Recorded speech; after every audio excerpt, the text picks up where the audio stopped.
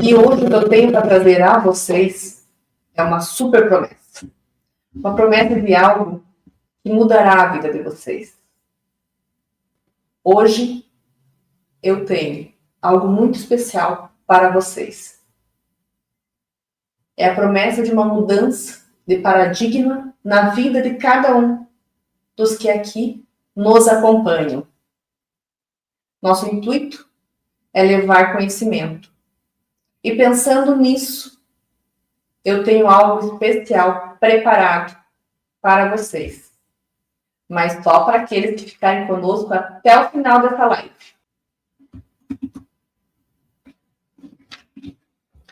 Por que você está aqui? Ao invés de receber herança, seu filho vai ser rebaixado de classe social se você não souber o que eu tenho para te mostrar aqui hoje. Porque, ao invés do seu filho receber a herança, ele vai ser rebaixado de classe social, se você não sabe o que eu tenho para te falar. E mais ainda, que existe uma solução para fugir do inventário. Um meio lícito e muito eficiente, que até pouco tempo atrás, ele não estava disponível à maioria das famílias brasileiras. E que hoje, essa oportunidade chega também à sua família. E aqui eu quero frisar que eu não estou falando com todas as pessoas que estão assistindo, e sim com você. Sou a Thaís Scharmck, sou advogada, especialista em planejamento patrimonial da família, atuando há mais de 17 anos. Faço parte, eu e o escritório do qual trabalho, do time Holding Brasil, uma equipe de especialista em planejamento patrimonial da família, para trazer a cada um dos nossos clientes o que há de melhor, mais eficiente e mais atualizado possível para cada uma das famílias brasileiras. Temos por missão levar conhecimento sobre planejamento patrimonial da família, levar educação patrimonial às famílias. Essa é a nossa missão, levar uma educação patrimonial da família a todas as famílias brasileiras. Eu me chamo Ronald Ludwig, sou advogado também, especialista em planejamento patrimonial da família e integro o time Holding Brasil junto com a doutora Thaís. E essa palestra hoje, ela tem por missão mostrar a vocês como o inventário pode dilapidar todo o patrimônio. O inventário, ele tem diversos problemas conforme nós vamos abordando no dia a dia das nossas redes sociais. Além de muitas vezes haver uma falta de consenso entre os herdeiros sobre como vai ser feita a partilha dos bens, também tem um ponto bastante crucial e relevante, que é o elevado custo que o procedimento de inventário tem. Não sei se vocês já passaram por algum inventário alguma vez, já acompanharam ou souberam de alguém que fez um inventário. Os custos desse procedimento podem variar de 20% até 40% do valor do patrimônio. A despesa que os filhos, os herdeiros precisam arcar é muito grande. E não é diferente na doação de bens em vida, a tradicional doação que nós vemos no dia a dia, que é feita no cartório e que não exige a necessidade de ter um advogado. Por mais que seja dispensada a presença de um advogado, essa doação tradicional de bens em vida, ela possui um custo altíssimo, igual ao do inventário. Os valores são bem aproximados, então a única questão que difere a doação do inventário é os honorários do advogado, porque na doação esse custo ele é dispensado. E às vezes as pessoas até pensam, tá, então para fugir do inventário, não dá para fazer a doação, eu vou fazer o testamento. Aí vocês se enganam. O testamento, ele tem duas situações. A primeira é que para a pessoa fazer, ela já tem um custo também. Quando há o falecimento do proprietário dos bens, os herdeiros eles precisam fazer a validação do que está no testamento. Precisa ter a outorga de um juiz concordando e validando com as informações que está naquele documento. E nesse procedimento, pode ser que algum dos herdeiros não concorde 100% com a vontade do falecido e podem apresentar impugnação. Essa situação faz com que esse procedimento também possa se arrastar por anos e anos, assim como acontece no inventário.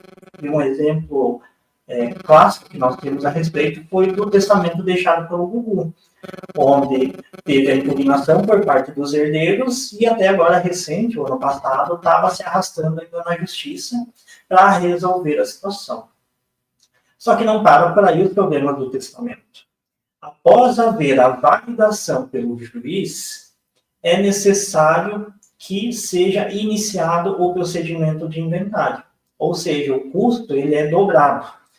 Então, nem o inventário, nem a doação e nem o testamento são ferramentas eficazes para organizar, estruturar e proteger o seu patrimônio. Vamos compreender agora. Por que evitar inventário é algo que você precisa saber? E não é para você, é para os seus filhos, porque você não precisa de nada disso.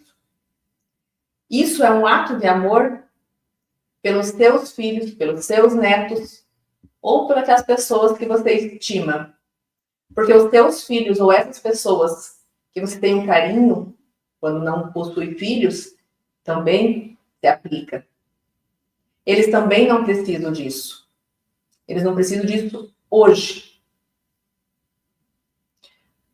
O problema é que eles vão precisar um dia. Porque ninguém de nós é capaz de saber quando será. Quando será o momento em que os filhos precisarão passar por um inventário?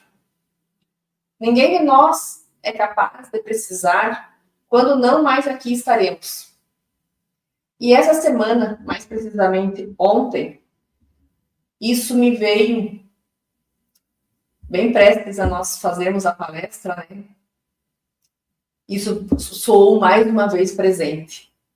Por uma fatalidade, alguém muito próximo da nossa família, com quem tínhamos relação de proximidade e familiaridade, saiu para trabalhar. Em menos de 1 hora após iniciar o seu turno, um acidente de trabalho ocorreu. E essa fatalidade fez com que ele não mais voltasse para casa, para os seus filhos, para sua esposa, seus irmãos.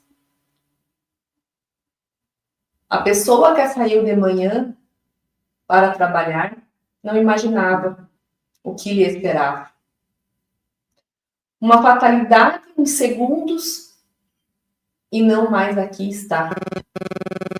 Então a gente nunca sabe quando vai ser o último adeus, quando vai ser o último abraço, quando a luz se apagará.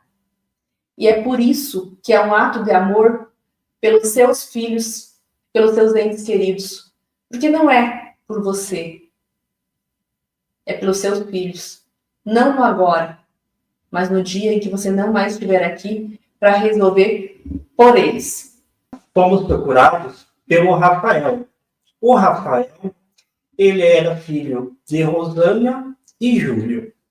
Seus pais vieram a óbito e no decorrer da sua vida eles conquistaram um único bem, um único imóvel. E o sonho de Rosânia e Júlio era que Rafael pudesse usufruir desse único bem que eles batalharam uma vida toda para construir. E Rafael nos procurou justamente com esse intuito. Ele nos trouxe esse desejo dos pais e nos questionou como é que ele faria para transferir esse bem que foi deixado pelos pais para o seu nome. O que o Rafael não sabia é que ele obrigatoriamente precisaria passar pelo procedimento de inventário, pois Rosana e Júlio não tinham o planejamento patrimonial dos seus bens. Então, obrigatoriamente, o Rafael não tinha outra alternativa senão passar pelo inventário. e nós vamos trazer os números desse inventário. Esse bem, que foi comprado pelos pais de Rafael há 20 anos atrás, foi adquirido pelo valor de R$250 mil. Isso há 20 anos atrás. Porém, hoje, quando houve o falecimento e o Rafael iria dar início ao inventário, esse bem estava valendo R$1.150 mil. Para conseguir custear as despesas do inventário, nós apresentamos ao Rafael um demonstrativo detalhado dos custos que ele teria para conseguir arcar com esse procedimento. Aqui em Santa Catarina, o imposto que incide nesse procedimento de inventário, que é o imposto de herança que nós falamos, ele chega a 7% do valor do patrimônio. Então, no caso do Rafael, esse imposto correspondia a R$80.500. A título de honorários advocatícios, nós temos a obrigação de seguir o que a tabela da OAB determina para os casos de direito de família e sucessão. Então, pela tabela da OAB, seria um percentual estimado de 7%, que equivaleria a R$80.500. Com cartório, o Rafael teria um custo de R$5.000. Para a emissão de documentos atualizados, certidões, que são obrigatórios no inventário, seria um valor estimado de R$3.000. No cartório de registro de imóveis, seriam mais R$7.000. Somando todos esses valores, o Rafael teria que arcar com o pagamento de R$176.000 só para bancar o procedimento de inventário. Lembrando, pessoal, que todos esses valores aqui, na sua grande maioria, são pagos de forma à vista. Vejam só esses valores que nós estamos mencionando chega a 15% do patrimônio do Rafael. Eu digo só porque as despesas e os prejuízos não param por aí. Deixa eu só fazer um adendo para explicar que talvez todas as pessoas não saibam. Pode até manter na tela, também não tem importância. Aqui vocês estão vendo que o valor pelo qual os pais do Rafael compraram o imóvel, ele está lá no imposto de renda, é 250. E por que a gente colocou que hoje o bem vale 1.150.000? Porque a lei do inventário ou da doação em vida, ela leva em conta para ser feito o inventário ou a doação, o valor de mercado que o bem vale. Então, a gente não tem a opção de querer usar na hora do inventário o valor que estava lá no imposto de renda ou na escritura de compra e venda, que eram os 250.000 pelo quais a Rosana e o Júlio compraram aquele imóvel. A lei determina que seja pelo valor atualizado do bem. Portanto, por isso tem que ser sobre 1.150.000 e não sobre os 250. E por isso que encarece tanto. E é ainda importante frisar que tanto o cartório quanto o judiciário, eles são obrigados a fazer um controle desse valor. Então, quando é feito pelo cartório pedido de inventário ou de doação em vida, o cartório vai fazer uma fiscalização, porque o cartório é fiscalizado pelo CNJ. Se esse valor que está sendo apresentado para fins de inventário de doação corresponde ao valor de mercado do bem. E não é raro a gente ver aqui no escritório sendo impugnado os valores que são apresentados quando não são por uma avaliação de imobiliária. Bem como o judiciário também. E além do judiciário e do cartório fiscalizarem, porque também são fiscalizados pelo CNJ, a Secretaria de Fazenda ela tem 5 anos para fazer essa verificação. Se dentro de 5 anos cair na malha fina que aquele inventário, aquela doação não foi feito pelo valor de mercado do bem, incidirá multas e ainda a cobrança da diferença. Então, terá mais uma despesa e um gasto. Por isso a importância de se observar o valor. E eles estão muito atentos.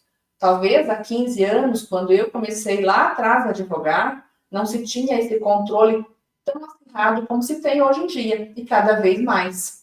Porque o Estado quer arrecadar mais valores. E aí os órgãos são fiscalizadores para que isso aconteça. No caso do Rafael, como ele não tinha disponível aqueles 176 mil que eram as despesas para fazer o inventário, ele não se precaveu em ter esse valor disponível, não restou outra alternativa a não ser ele vender o imóvel. Só que quando a gente vende um imóvel que está dentro de um inventário ou que ele precisa passar para o inventário, esse imóvel ele não vale mais o valor de mercado real dele, porque não é todo mundo que vai poder comprar. Ele não é um bem que financia, porque ele não está regularizado, então não passa nos financiamentos. Normalmente vai ser um investidor, e aí entra o deságio, que é uma desvalorização por conta das pendências que tem e até os riscos que se tem quando se compra um bem de inventário. Então, aquele imóvel do Rafael, que valia 1.150.000, ele foi vendido por 920 mil. Além do valor ser reduzido, ainda incidiu sobre esses 920 mil o ganho de capital, porque o bem foi comprado lá atrás pelos pais de Rafael por 250 e foi vendido por 920. Sobre isso existe o imposto que é chamado de ganho de capital, que é 15% sobre esta diferença, o que vai aumentar ainda mais os custos, porque só de ganho de capital ele teve que pagar mais de 100.500, o que elevou os gastos do inventário para 276 mil reais. O saldo final que o Rafael ficou foi de 643 mil. Assim, a perda que ele teve patrimonial foi de 506 mil reais. Quase metade do patrimônio dele ficou só pelo fato que ele necessitou fazer um inventário e não dispunha de outra alternativa. 44% do valor do patrimônio se perdeu por conta do inventário.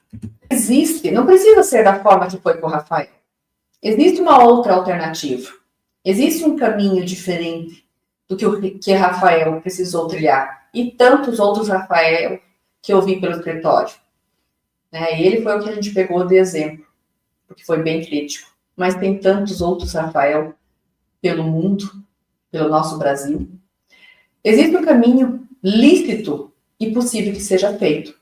Porém, esse caminho, eu sei qual é. Só que eu não posso implementá-lo quando o herdeiro está vivendo esse horror, que além do luto, ele tem que lidar com todos os procedimentos do inventário, todas as burocracias de um inventário. E isso sempre me doeu muito, porque é óbvio que um pai ama os seus filhos e não quer que ele passe por isso. Só que isso a alternativa estava na mão de muito poucas pessoas. Eram poucos que detinham o conhecimento de como fazer para fugir do inventário. Era só os detentores de grandes fortunas, os bilionários e pessoas que tinham uma grande banca de advogados. E quando nós também começamos a implementar isso há alguns anos, ele estava disponível, além dessas pessoas que tinham a banca de advogados, os bilionários, os grandes empresários, aos nossos clientes, os clientes dos nossos escritórios, desses mais de 4 mil advogados, administradores e contadores que nós somos pelo Brasil. E como faz isso? Por meio de uma empresa que não faz nada. Exatamente isso. Todo mundo se assusta quando fala em empresa, mas ela não tem atividade alguma. Qual é a função da empresa? A empresa, que aqui nós falamos, a gente vai usar a imagem de um copo, porque é o que representa. É pegar todo o patrimônio que você dispõe e colocá-lo dentro de um cofre, onde ele estará protegido e estará seguro. Mas como assim uma empresa tem risco? Não tem risco, porque essa empresa ela simplesmente não faz nada. Ela apenas serve ao teu propósito maior. Mas eu possuo outras empresas. A gente escalaciona uma forma em que as coisas não se comunicam. para não colocar em risco. Mas a importância de você ter esse sistema é porque cada coisa tem o seu lugar. Aqui a gente está falando do patrimônio familiar, a gente não está falando de organização empresarial, nós estamos falando de organização patrimonial. E lógico que a gente alinha também a organização empresarial quando ela tem, para que ela não interfira na sua vida familiar, nos teus bens particulares. Isso é muito importante. Esse sistema de colocar todo o seu patrimônio dentro do cofre e ficar ali protegido, ele tem uma função. Porque você vai colocar o patrimônio dentro do cofre e vai fazer a doação desse cofre aos seus filhos, ou para quem não possui filhos, aquelas pessoas que você deseja deixar o teu patrimônio. Ou, se você quer privilegiar alguma outra pessoa além dos filhos, e que a lei não prevê, né? Se você não instituir isso em vida, o teu patrimônio vai ser seguido conforme a lei. Não é a sua vontade, é o que a lei determina. E dentro da doação, nesses moldes, você consegue organizar que a sua vontade seja feita mesmo após a sua morte. Então, você institui todo o patrimônio dentro da célula cofre e faz a doação simbólica desse cofre aos seus herdeiros, aos seus descendentes, às pessoas que você deseja transmitir o teu patrimônio. Porém, você que instituiu o cofre, você tem o domínio pleno e completo de todo o patrimônio que está lá dentro. Só você, o instituidor do cofre, é que consegue gerir, organizar, modificar quando quiser o cofre e tudo que há nele. Inclusive as disposições. Eu preciso vender um bem, estou doente, e agora um dos bens que eu tenho, eu preciso vender para custear meu tratamento, ou tratamento de algum familiar que ficou doente. Você sozinho toma essa decisão e pode fazer isso. Ao contrário do que acontece quando é feita uma doação em vida, pois a propriedade é transmitida, e se você precisar vender, você precisa da concordância do filho ou da filha, mas precisa também, se eles forem casados, da anuência do genro ou da nora, mesmo que seja bem de herança, e o bem de herança não se transmite aos cônjuges. Porém, a lei prevê que para alguns atos é necessária a anuência do cônjuge, mesmo que o bem ele não tenha direito. E tem um outro porém, né? Se vir a falecer o filho antes do pai, esse bem que estava em propriedade do filho, mesmo com usufruto, vai passar para um terceiro. Nessa situação, nesse modelo, a gente faz todas as proteções e todas as cláusulas que são necessárias para que o instituidor do patrimônio, o dono do patrimônio, tenha o domínio pleno totalmente. E somente os filhos terão a disponibilidade dos bens que estão lá dentro do cofre guardadinho através de um gatilho. E esse gatilho será a morte do instituidor. É o instituidor que fica com a chave e a senha desse cofre. E essa senha e essa chave somente é transferido aos herdeiros com o óbito do instituidor. Vocês lembram do inventário que nós conversamos agora há pouco? Onde teriam todos esses custos aqui, que totalizavam um valor que chegaria a quase 50% do patrimônio? Pois então, agora comparando esse custo com esse sistema que nós estamos apresentando a vocês, nós temos os seguintes valores. Como a doutora Thaís bem mencionou agora há pouco, o imposto do inventário ele é calculado sobre o valor de mercado do bem. Nós não temos a opção de colocar qualquer outro valor. Nesse sistema de planejamento, a base de cálculo do imposto é o valor de compra do bem. Ou seja, nesse caso do Rafael, o valor utilizado para a base de cálculo seria os R$ 250.000 que os pais do Rafael teriam pagos pelo bem lá atrás. E o valor do imposto aqui também é uma alíquota diferente. Então, caso os pais de Rafael tivessem feito o planejamento patrimonial, o imposto não seria 80 mil como foi no inventário, seria apenas de R$ 10.000. Os honorários do advogado, no inventário, como eu mencionei, nós temos que seguir a tabela da OAB. Só que nesse sistema de planejamento patrimonial, nós trabalhamos por hora trabalhada. Então, é um valor que você consegue ajustar de acordo com as horas de trabalho com que o escritório vai ter que desempenhar esse sistema. Nessa situação hipotética, nós trouxemos um valor de R$ 25.000, só para ilustrar para vocês. Com cartório, o custo ele seria zero, não teria valor algum a ser pago. Com certidões, também a mesma coisa, o custo seria zero. Com o registro de imóveis, o valor que teria que ser pago seria de R$ 3.000. Ganho de capital não teria nessa situação. E vejam bem, não incide ganho de capital nessa hipótese, porque todo esse sistema que nós estamos apresentando a vocês cabe no orçamento. Ou seja, vocês não precisam vender um bem para conseguir custear com esse processo de implementação do COF que nós estamos apresentando, né?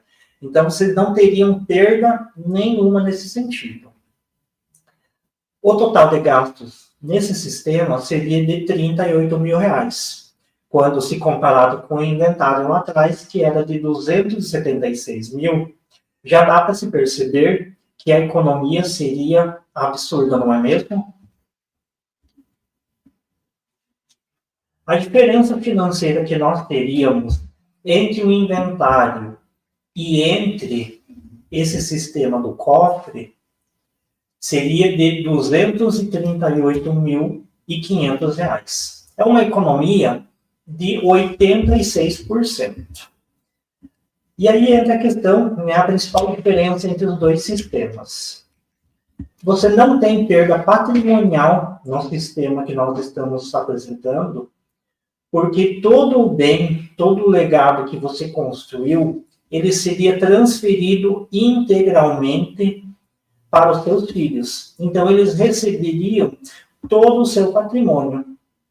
E, além disso, é um sistema que cabe no seu bolso. Diferente do inventário, lá, boa parte dos valores precisam ser pagos de forma à vista.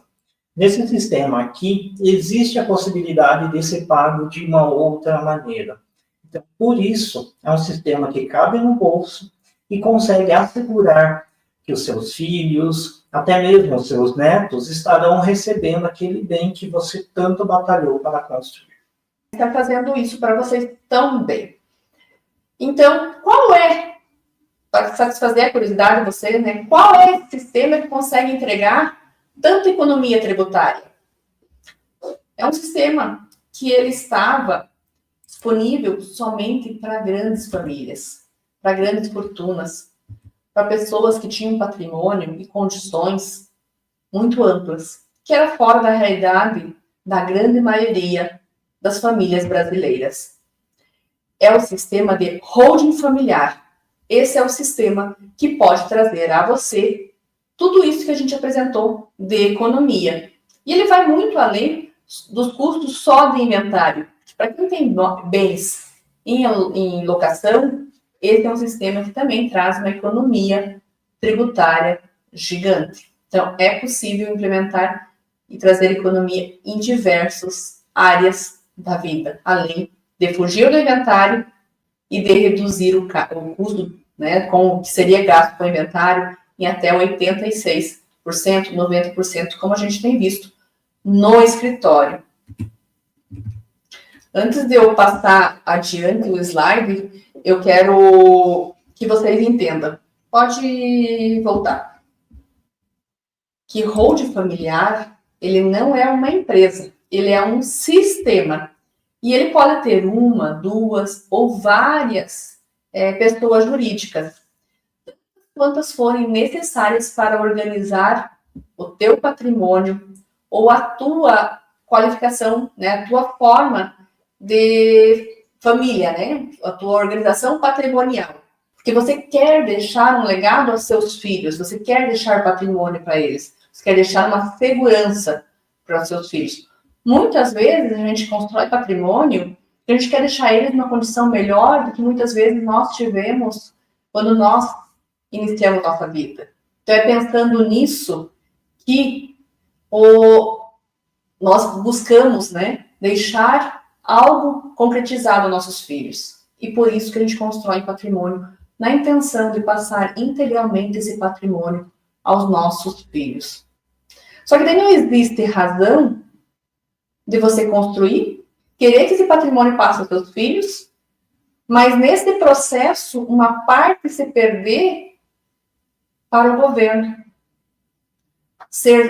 Custear impostos, que é o que mais, a facada maior, porque quem ganha os cartórios, o governo com os impostos, os despachantes, os corretores de imóveis, porque precisa de avaliações, e nós advogados também, porque a lei determina que precisa de advogado para fazer o inventário.